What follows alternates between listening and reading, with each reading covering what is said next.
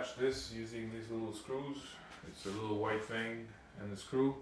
These things are actually pretty cool. You just need to drill the screw into the wall, and if you find no wood, then you can just remove the screw and then put the white thing in. It basically fits the same hole. If there's wood, I don't need anything. And to be honest, this is too small of a painting to actually need. It's a bit of an overkill. I could probably just leave the screw, but I'm gonna do it the right way. So.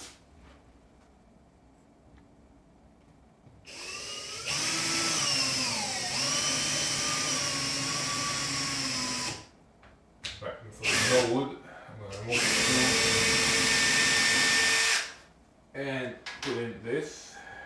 Typically, it's better to be done with a hand screwdriver, but I'm gonna go this way. So yeah, it goes in. There we go. Now I'll put the screw in.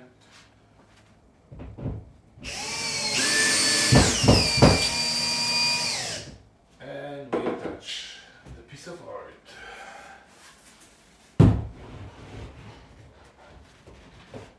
There we go. Oh my god. It's a gallery. Thank you guys. Done.